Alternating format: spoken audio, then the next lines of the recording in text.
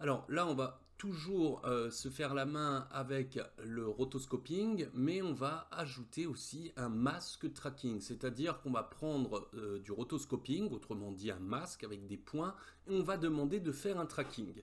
Donc on va travailler sur ce plan. Alors ce plan, l'idée c'est de venir effectivement teinter un petit peu les verres des lunettes. Alors ici, comme on peut regarder, c'est le rush brut. Donc l'idée, c'est pas de travailler sur ce rush brut, mais de travailler effectivement à partir d'un endroit bien précis. Donc regardez, je vais prendre le curseur, je vais avancer, avancer, avancer, avancer, jusqu'à ce que effectivement il y ait une partie qui m'intéresse. Alors, là, ici, je pourrais, par exemple, je sais pas, aller venir choisir effectivement. Alors, je sais pas, je pourrais me dire, allez, je vais commencer le plan, je sais pas, à 1300 par exemple, 1350. Hop. Là, ici, je vais me mettre en in-out. Donc, 1350, je mets un i pour commencer. Alors, hop. Voilà, autant pour moi, voilà. Et puis, je sais pas, je pourrais aller, je vais venir jusqu'à 1450. Je vais tourner sur 100 frames, ça ira bien. Donc, je commence à 1350 et je termine à 1450. Donc, ici, je vais travailler sur cette portion du plan. Ici, je vais venir faire, hop, project setting, et puis par précaution je demande au projet de travailler en fait sur les mêmes frames, et je demande de travailler aussi, donc j'associe en fait mon viewer, ici les paramètres de mon viewer, à ceux du rush. 24, je suis bien à 24, je lis à 24, mais je vous renvoie sur les tutos que j'ai fait avant. Donc ici, je vais travailler sur cette portion. Donc on a vu en fait le tuto concernant le roto.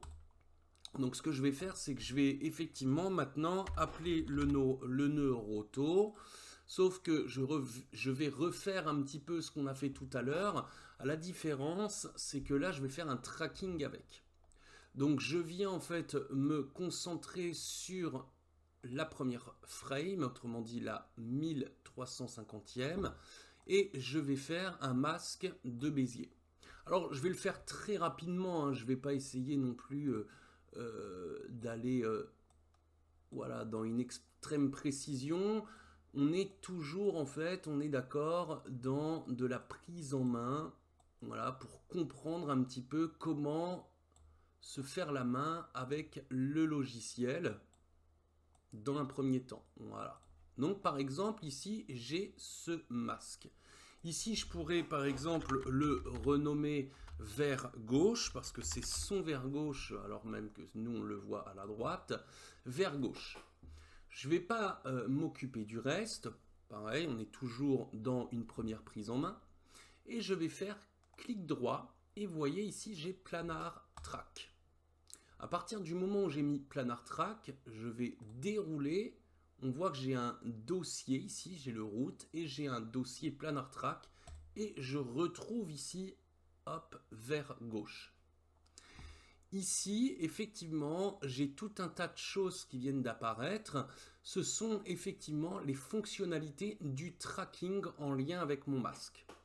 Alors, on a tout un tas de paramètres. Effectivement, ça peut faire peur. Comme je vous disais, la courbe d'apprentissage de Nuke est assez complexe. Mais pour le moment, on ne va pas se soucier en fait de tout ce qu'on voit. On va essayer de faire les choses en douceur. Ici, j'ai une tête de lecture. Donc, si j'ai mon curseur au début en fait donc, de la frame que je vais commencer, c'est complètement normal que j'aille effectivement donc vers la fin.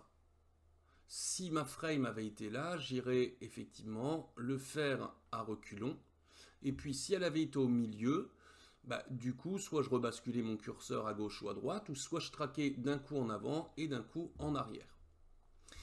Ici, voilà, on a soit je fais mon tracking manuellement, c'est-à-dire image par image, en cliquant.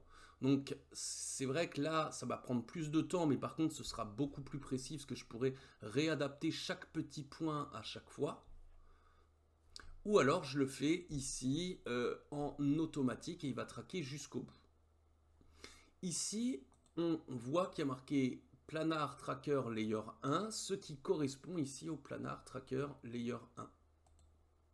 Donc maintenant, l'idée, c'est de venir faire le tracking. Alors regardez, si je le fais manuellement, on voit effectivement que j'ai les points qui suivent.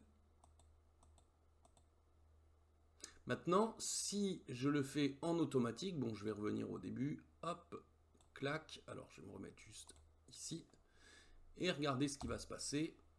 Au bout d'un moment, on va voir, voilà, ici, donc ce panneau flottant, comme quoi que c'est en progression. Donc je vais faire annuler quand je suis arrivé en bout de course, hein. Ce sera suffisant, et voilà. Là, j'annule parce que je suis passé au-delà des 1450, donc j'ai pas envie de traquer plus loin. Donc je reviens en arrière et maintenant je fais play. Et je vois effectivement que mon masque suit correctement. Là, on voit que je l'ai fait un petit peu à l'arrache, mais ça vous permet de voir un petit peu de quoi il s'agit. On voit qu'effectivement, quand elle cligne des yeux, ça fait bouger le masque. C'est tout simplement parce que, effectivement, j'ai pris des points de masque, non pas sur les bords de la lunette, mais sur la peau. Et étant donné que le pixel de la peau bouge, du coup, quand elle cligne des yeux, ça fait bouger les lunettes. Maintenant, ici, donc, je peux refaire un masque. Donc, je prends ici mon bézier et puis, pareil, je vais venir créer un second masque. Bon, pareil, hein, je le fais un petit peu à l'arrache, hein, mais c'est pour que vous puissiez comprendre l'idée. Donc ici, on est d'accord que voilà, j'ai fait mon masque, je pourrais l'ajuster, donc j'ai ma roto, voilà, je vais faire ça, bon, ça ira bien. Et je vais faire effectivement, donc déjà, je vais le renommer vers ici, droit. Et ici, en fait, on voit que si je fais clic droit, je ne peux pas faire Planar Tracker. Pourquoi? Parce que tout simplement, maintenant, ici, j'ai mon vert droit qui fait partie, en fait, du dossier Planar Track Layer. Donc, on va regarder ce qui se passe maintenant si je le fais ici, au sein même de ce vert droit. Je vais faire pareil. Et on voit, en fait, que ça retraque ici le vert gauche. Pourquoi? Parce qu'ils font partie en fait effectivement du même dossier. J'aurais pu créer un second dossier, mais bon, pas très grave. Moi, je voulais traquer au niveau des lunettes. Et voilà. Alors, on voit que ça bouge beaucoup, hein. Je pourrais vraiment réajuster tout ça. Pour le moment, on n'en est pas effectivement à venir travailler ici tout ce qu'on pourrait voir si je regarde effectivement le Curve Editor et le Dopsheet, où je pourrais faire un zoom et regarder ce qui se passe ici. Pour le moment, on va rester très simple. Donc, j'ai fait effectivement mon tracking. Bon, même si c'est très mal traqué, c'est pas très grave parce que c'est juste pour la démonstration. Et on va regarder comment on va pouvoir uniquement venir maintenant travailler le vert ici, donc la teinte du vert, sans affecter le personnage. Donc je vais redouble-cliquer sur Viewer.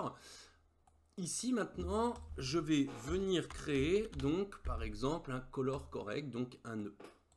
On est d'accord que ce nœud en fait doit être raccordé au roto et au Viewer. Le problème, c'est que si je change ça, on est d'accord que, hop, je vais affecter complètement ici, donc la totalité du plan. Or, moi, je veux uniquement affecter l'intérieur des lunettes en lien avec la roto. Donc, ce que je fais dans ces cas-là, on se souvient que dans l'explication du tuto juste avant, on avait le fameux pré-multiply. Et que ici, si je le mettais en RGB, effectivement, je pouvais afficher un masque en additif. Sauf que, souvenez-vous, quand je vais effectivement venir mettre l'arrière-plan, il faudra bien lui expliquer de mettre ça en RGBA pour l'alpha. Donc, dans ces cas-là, ici, je vais maintenant dupliquer. Donc, si je fais clic droit, Edit, j'ai dupliqué avec le raccourci Alt-C. et je me retrouve avec ça. Donc je vais faire un petit peu d'ordre. Ici par exemple déjà je vais double-cliquer et je vais marquer que c'est les yeux. Voilà. Comme ça je sais que ici le read c'est mes yeux. Voilà, bon visiblement il ne les a pas renommés. Et ici en fait ça je vais mettre par exemple ARP. Donc ça sera mon arrière-plan. Voilà, et voilà. Donc maintenant, ici, je vais juste mettre un petit peu de couleur. Je vais changer la couleur. Je vais me mettre à peu près comme ça. Voilà. Je vais faire ça. Et puis ici, je vais faire par exemple, je sais pas, voilà. Bon, j'aime bien dissocier en fait les plans. Alors, ici, je me suis trompé. Voilà, je vais faire ça, je vais faire ça. Et puis, je vais faire ça et ça éventuellement et ça. Voilà. Donc, ici, j'ai bien mon arrière-plan. Ici, j'ai bien le masque avec les yeux. Donc, maintenant, ce que je vais faire, c'est que je vais faire un backdrop pour essayer d'organiser un petit peu plus tout ça, histoire, voilà, d'avoir quelque chose de plus sympa en termes de présentation, même si j'ai très peu de nœuds. Mais voilà, ça vous apprend effectivement à bien travailler. Et ici, donc le backdrop, ici, je pourrais marquer par exemple, bon allez, je vais mettre, voilà, les yeux. Et puis je pourrais éventuellement en fait changer sa couleur, je vais mettre ça comme ça, et puis comme ça par exemple. Voilà. Maintenant, je vais venir mettre mon fameux, comme je vous expliquais, le fameux nœud merge. Donc on va dire que ça c'est le nœud par excellence pour fusionner. Et du coup, il faudrait effectivement que je vienne mettre en premier plan donc les yeux, et en second plan, effectivement, l'arrière-plan. Et bien entendu, maintenant, le merge, je dois le connecter au viewer. Mais souvenez-vous, ici, je double-clique sur le nœud roto. Il est tout simplement en RGB. J'ai mon téléphone qui sonne. Alors qu'il devrait être effectivement en RGBA. Et maintenant, effectivement, j'ai bien, hop, ici, double-cliquer ici, voilà. Donc les yeux et ici l'arrière-plan. Si je double-clique, on voit bien que j'ai mes lunettes. Ce qui veut dire que maintenant, quand je vais effectivement venir changer la couleur ici du nœud color correct, bah, qu'est-ce qui va se passer? Effectivement, hop, ça ne s'affecte qu'aux yeux. Donc effectivement, là on voit que bah, ça fonctionne. Si par exemple, je sais pas, je vais enlever, hop, je sais pas, je vais faire ça, et puis je sais pas, je vais faire ça, et puis ici, je sais pas, bon, je fais un peu n'importe quoi, je veux faire ça, ici, hop, je vais faire, allez, ça par exemple, hop, tac, tac, et voilà. Et maintenant, si je mets play, alors comme le masque est pas terrible, hein, ça va pas vraiment le faire, mais vous voyez, c'est pas trop mal. Ça a le mérite au moins de fonctionner. Si je sélectionne ce nœud et je fais raccourci D, on voit qu'effectivement, je désaffiche ça. Si je fais raccourci D, on voit que je désaffiche ça. Donc je pourrais reprendre ça et puis venir effectivement travailler sur tout un tas de choses ici. Hop, je pourrais assombrir un petit peu, jouer éventuellement avec les gammas, avec le gain, etc., etc. Je pourrais faire tout un tas de choses. Bon, là, on n'est pas en mode créa. Hein. Et voilà, je pourrais faire ça, par exemple. Maintenant, l'idée, c'est que si je redouble-clique sur la roto, si je sélectionne le vert droit, je vais pouvoir venir travailler sur l'opacité, le contour progressif, donc le fameux feather, et puis l'expansion de mon masque. Donc je pourrais travailler effectivement sur l'expansion de mon masque, travailler ici. Alors je pourrais aller très très loin hein, parce que on voit que le slide s'arrête à 5, mais je pourrais par exemple aller jusqu'à 50 si j'avais envie. Et ici, je pourrais faire ça. On voit ici l'expansion, donc je vais travailler sur l'expansion comme ça, un petit peu comme ça. Et puis ici, donc je vais faire un peu la même chose. Donc ici, j'étais à combien? Moins 8, ok. Hop, je vais me mettre comme ça, je vais regarder, hop. Bon, c'est de l'à peu près. Hop, et hop par exemple. Et puis maintenant, je pourrais jouer, hop, ici, si je sélectionne les deux, hop, je pourrais faire ça. Et vous voyez, maintenant, je peux travailler les mêmes sur les mêmes valeurs si par exemple, je sélectionne les deux. Voilà, et je vais baisser un peu ça. Tac. Et tac. Et maintenant, en fait, on voit que j'ai effectivement teinté tout ça. Alors, je pourrais y aller vraiment plus dans la précision, parce qu'on voit que là, effectivement, ça manque d'ajustement. Mais, hop, voilà, à vous après. Hop. Voilà, et voilà. Et voilà. Donc vous voyez, même si effectivement le masque est quand même relativement à l'arrache, ça passe bien. Je vais retravailler un petit peu ça. Je vais retravailler un petit peu ça. Bon là j'exagère quand même, hein. Hop, je pourrais faire ça, mais vous voyez, ça passe plutôt bien. Donc hop, je vais juste travailler un petit peu. Hop, ça. Hop. Et hop. Et vous voyez, finalement, c'est pas trop mal. Bon, là, on voit que c'est un peu chaotique au niveau des couleurs. Mais vous voyez, finalement, on peut effectivement très rapidement, voilà, faire ce genre de choses. Hop, et ça marche plutôt bien. Voilà. Donc ça, c'est une bonne petite première approche pour travailler effectivement des petits effets assez sympas, assez simples, mais pour se faire une bonne initiation dans Nuke. Maintenant, hop, contrôle, je vais mettre un petit peu plus, effectivement, même si c'est pas nécessaire, mais histoire, voilà, d'avoir tac et tac, quelque chose un petit peu mieux fini, un petit peu mieux rangé. Je pourrais faire ça,